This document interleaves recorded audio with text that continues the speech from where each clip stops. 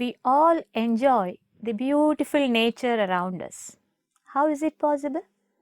Have you ever thought of what life would be if we could not see, hear, taste, smell, or enjoy the loving touch of our dear ones? All these are made possible only through our senses. Our senses are critical to our survival and they help to enhance our quality of life. When we look into the history of sensation and perception, we will be surprised to know that experimental psychology began with the study of sensation and perception.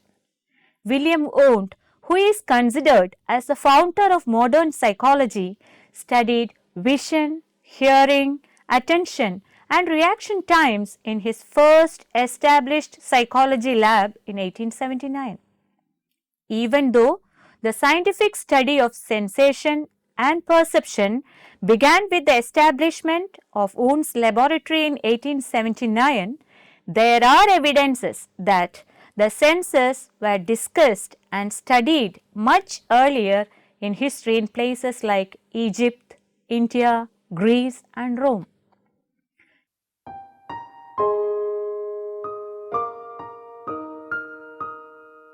Sensation is the process that makes our brains to take in information through the main 5 sense organs which can be analyzed and interpreted by the brain.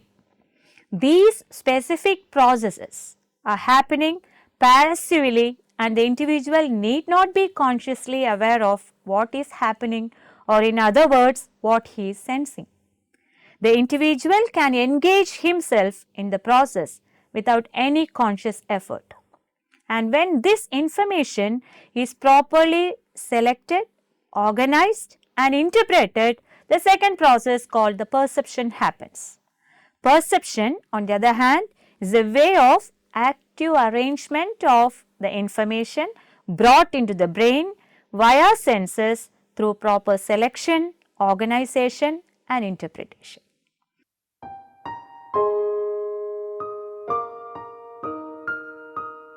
The sensation process happens through 3 main stages, namely reception, transduction and transmission. In the first stage, namely reception, the sensory organs absorb energy from an external physical stimuli from the environment. That is, the sense organs receive the stimuli from the environment. In the second stage, namely transduction, the sensory signal in the sensory system is translated to an electrical signal in the nervous system. The third stage is transmission through neural pathways to the brain.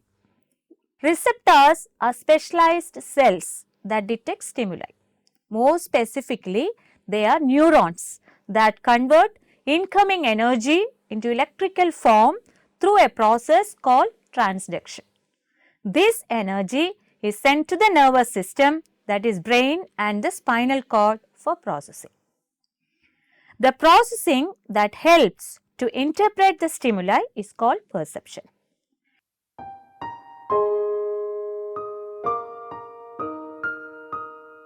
The human brain starts to organize, arrange and interpret the information brought in by the sense organs from the senses in an orderly, meaningful pattern. What is this meaningful interpretation? It involves 2 processes, namely selective attention and perceptual expectancy. We will see what is this selective attention. Here, the brain analyzes the information and differentiates the content in the information as important one and less important one. This process takes place as a result of the motivation of the individual. The drive behind the content area is influenced by individual's motivation. We will see an example. We will consider 2 teachers. One teacher is inside the class and the other teacher is just passing by the class. The teacher in the class is actually using selective attention. That is, she should monitor each and every student inside the class and her attention is confined inside the class. But this may not be the case of a teacher passing by the classroom. The same attention is not shown by the teacher passing by. She may see the students and the teacher who is inside the class, but she may not pay attention to them. Now we will see what is perceptual expectancy. The past experiences and the past history of an individual are very important as a person perceives the matter or information. For example, a person who belongs to a particular nation has his own culture and beliefs, and he perceives things as according to his culture and beliefs, but another person may not feel like the same way as the first person does.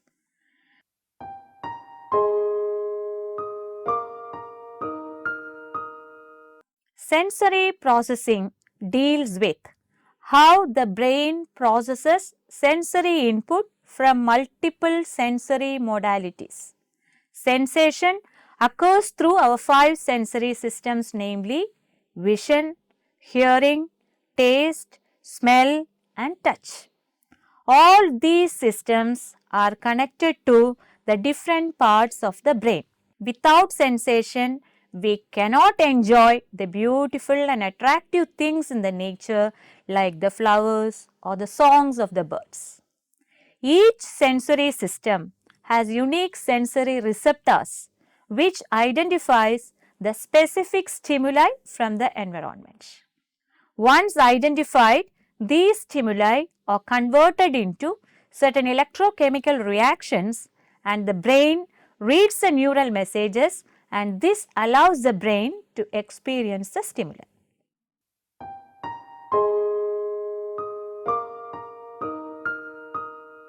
A stimulus is the pattern of physical energy, example light, pressure, chemicals, that is produced by an object or event in the environment. There are 2 types of stimuli. One is called distal and the other one is proximal. A distal stimulus refers to the energy from the actual object, such as the light reflected from a distant tree. The proximal stimulus is defined as the pattern of physical energy on the sensory receptors that results from the distal stimulus, such as the pattern of light on the retinal photoreceptors. The different sense organs and the function is being explained now.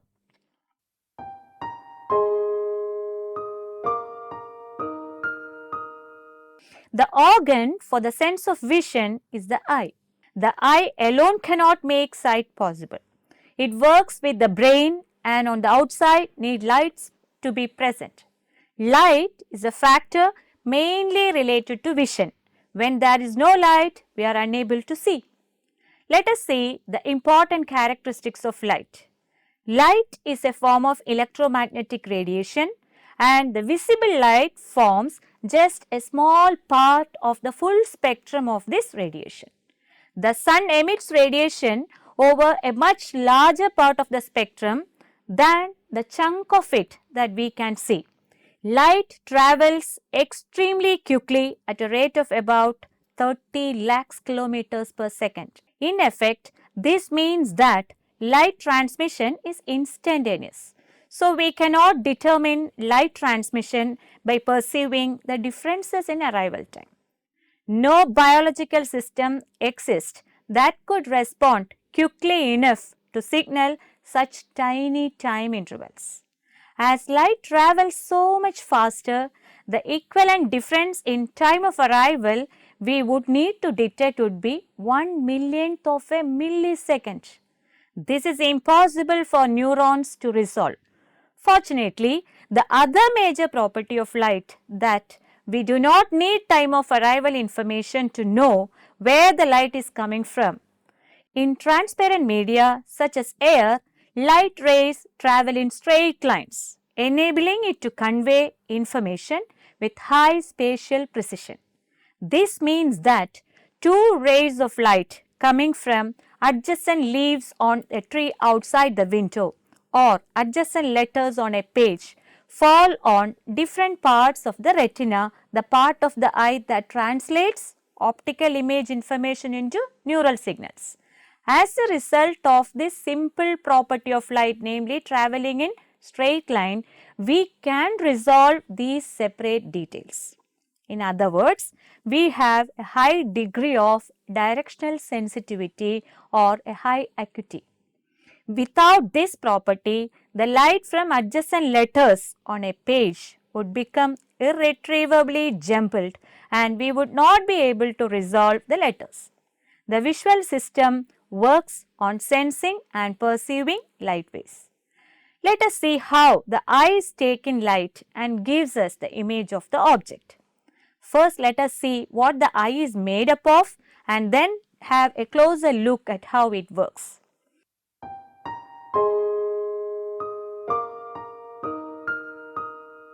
When considering the structure of the eye, it mainly consists of three layers. The outer layer consists of the sclera and cornea. The middle layer consists of the choroid, ciliary body and iris. The inner layer consists of the retina. What is this cornea? Cornea is a round, transparent area that allows light to pass into the eye. Lens. It is a transparent structure that focuses light onto the retina. Retina is the inner membrane of the eye that receives information about light using rods and cones. The functioning of the retina is similar to the spinal cord. Both act as a highway for information to travel on. Pupil. Pupil is the opening at the center of the iris, which controls the amount of light entering the eye. It dilates and constricts. Now we will see what is these rods and cones. There are approximately 120 million rods and approximately 6.4 million cones in our human eye. Rods are the visual receptor cells that are important for night vision and peripheral vision. The rods are better for night vision because they are much more sensitive than cones. In addition, the rods are better for peripheral vision because there are many more on the periphery of the retina. The cones are mostly in and around the fovea but decrease as we go out. To see best at night, we have to look just above or below the object. This keeps the image on the rods. Now we will see what is these cones. Cones, the visual receptor cells, are very important in daylight vision and color vision. The cones work well in daylight but not in dim lighting. This is why it is more difficult to see colors in low light. Most cones are located in the center of the retina called the fovea, which is a tiny spot in the center of the retina that contains only cones. Visual acuity is best here. We can see many colors, but there are only three types of cones that receive information about color. We have cones that pick up light waves for red, green and blue. When light falls onto the object, the light is reflected and directed to our eyes. The light travels through the pupil and passes through the lens. The lens sharpens the image of the object, inverts it and displays it on the retina. It is inverted because the rays coming through the eyes are refracted and cross each other. The retina is a very complex tissue made up of optic nerves called photoreceptors that are special nerves for detecting light. The optic nerves are the neurons that take the inverted image from the retina and send it to a special part of the brain. The brain interprets it and tells us what the object is and what to do. All this happens within millions of a second.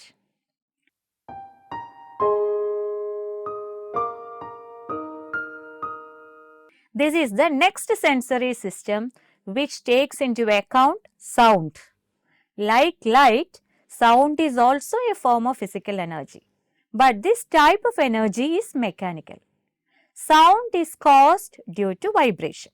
Sources of sound cause the air molecules next to them to vibrate certain frequencies and these disturbances are transmitted to neighboring molecules.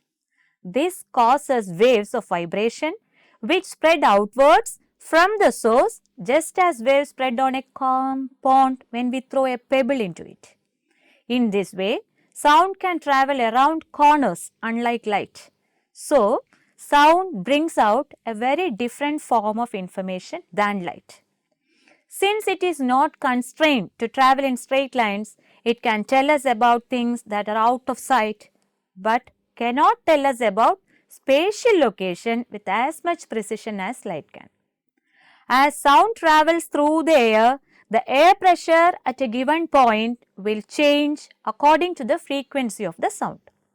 We are sensitive to a range of frequencies from about 30 Hz to about 12 kHz. The organ we all know for hearing sound is the ear.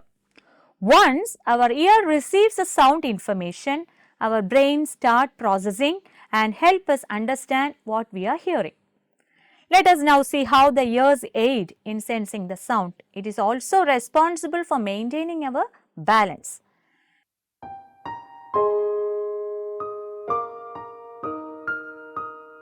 The outer part of the ear comprises of pinna, external auditory meatus or canal, and tympanic membrane. The pinna is a projecting elastic cartilage covered with skin. It is sensitive as well as effective in collecting sound waves and routes the sound waves in towards the passage leading to the eardrum. The incoming sound waves then set up mechanical vibrations of the tympanic membrane. On the other side of the tympanic membrane is the middle ear, which is an air-filled chamber containing three interlocking bones called ossicles. These are the smallest bones in the body and function to transmit the vibrations caused by auditory stimulation at the tympanic membrane to the inner ear. It is connected via a system of bones to the oval window of an organ called cochlea. These bones function like a gearbox, transforming the amplitude of the vibration to one which is usable by the cochlea. The cochlea contains a membrane stretched along its length. This is the basilar membrane and all parts of it are attached to very delicate elongated cells. These cells are called hair cells. When a given part of the basilar membrane vibrates, a deformation occurs in the group of hair cells that are attached there. This deformation is the stimulus for the production of action potentials in the neuron attached to the hair cell. The neurons are bundled together and become part of the acoustic nerve, which transmits information to the auditory cortex, and hence we are able to sense sound.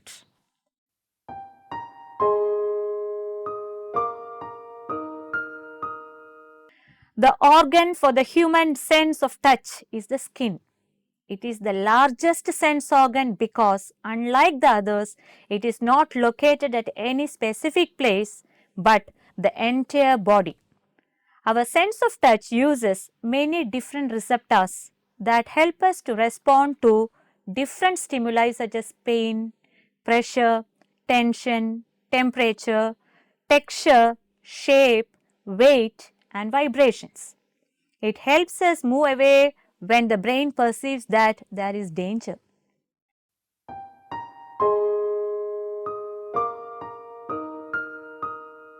The different types that is involved in the sense of touch are: one is called as thermoreceptors. The receptors that respond to heat and cold are known as thermoreceptors. The next type is nociceptors. It responds to painful stimuli. Then comes mechanoreceptors. Those respond to mechanical stimuli such as tension, pressure or vibration. Then chemoreceptors are there. Chemoreceptors respond to chemical stimuli such as taste and smell. The entire network of sensory receptors does not only exist in the skin, it is distributed all over the body and even inside the body such as muscle, bones and joints, the heart and blood vessels. Altogether, it is known as the somatosensory system. A few places are there in our body which doesn't have the sensory receptors. They are our hair and fingernails. That is why we feel no pain when we cut or trim our hair or nails. Our skin contains nerve endings which can detect sources of energy. Higher density of nerve endings are found in some parts of our body such as our fingers and hands. Hence, fingers and hands are used in active exploration of materials around us. We will see an example. Children play games by blindfolding their eyes with a towel and guessing the object by means of touch. The children merely guesses what that object is by means of their touch. They can get a pretty good image of the object through their touch, even though they don't see the real object. This example shows that the sense of touch can be used to give a pretty good image of what an object is, but it takes some time for the information to build up. Also, for the process to work efficiently, we need a memory for things that we have experienced before, known as tactile memory.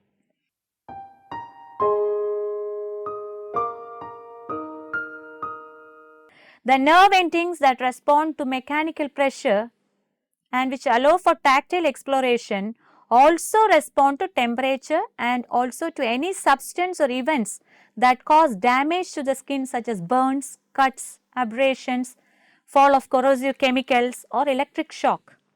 The sensation of pain associated with such events usually initiates a response of rapid withdrawal from the thing causing the pain.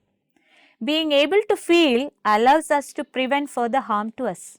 There are similar nerve endings inside our bodies which enable us to sense various kinds of warning signals from within. For example, the individual purposefully avoids certain situations that causes discomfort to him or her, such as stepping back from a burning firecracker or never attempting to play with electricity. Another example is people will have sometimes severe headaches when in odd situation or in the initial stage of a disease. This is a symptom or warning signal given by the body.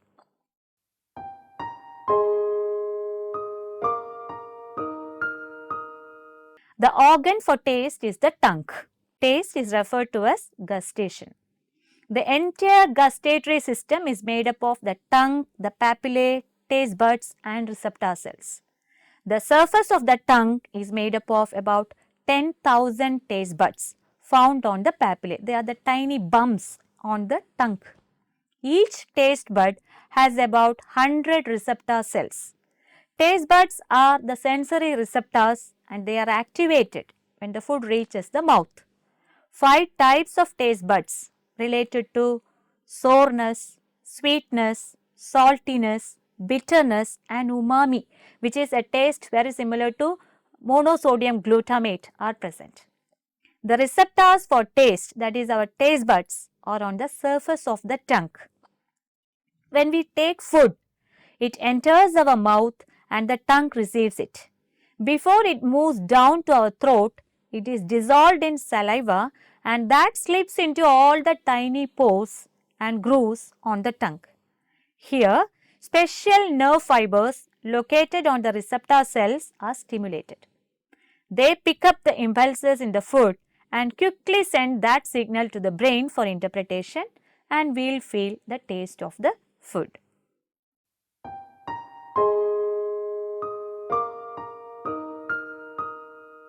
The organ for smelling is the nose.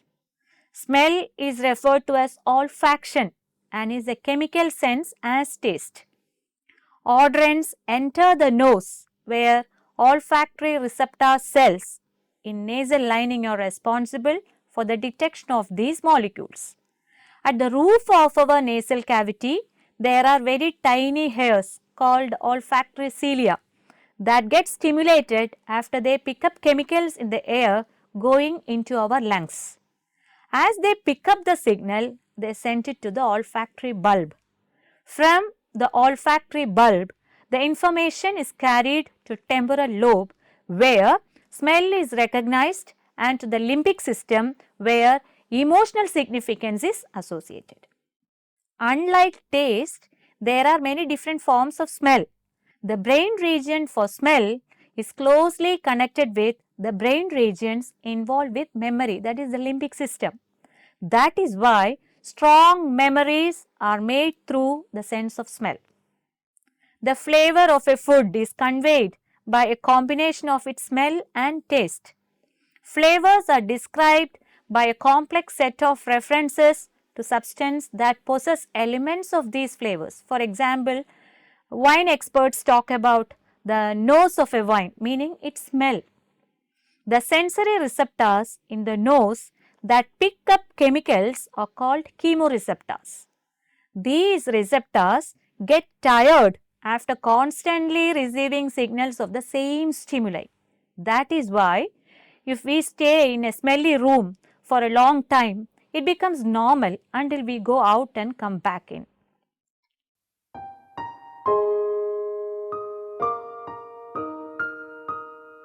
The process of sensation and perception and all the related sensory processes can be clubbed under psychophysics. It can be defined as the study of translating external physical stimuli to a psychological experience. Psychologists use another word called threshold to measure these psychological experiences.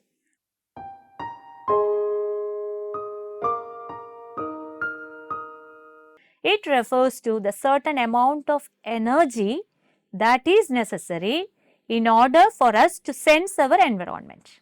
There are two types of thresholds. They are absolute threshold and difference threshold. Now, we will see what is this absolute threshold. Absolute threshold refers to the smallest level of energy needed by an external stimulus to be detectable by the human senses, including vision, hearing, taste, smell and touch. In a sound detection experiment, the experimenter may present a sound with varying levels of volume. The smallest level that a participant is able to hear is called as the absolute threshold. What is this difference threshold? It can be referred to as the minimum amount of the threshold energy which is needed to produce a noticeable change. The greater the stimulus intensity, the greater is the energy or change needed to produce a noticeable change. The difference that one feels when hands are dipped in 0-degree water and then suddenly to a 50 degrees of water is very large. But if the same individual dip his hands in a 40-degree hot water and then suddenly to a 50-degree hot water, the difference is not that much noticeable. So, this is called as difference threshold.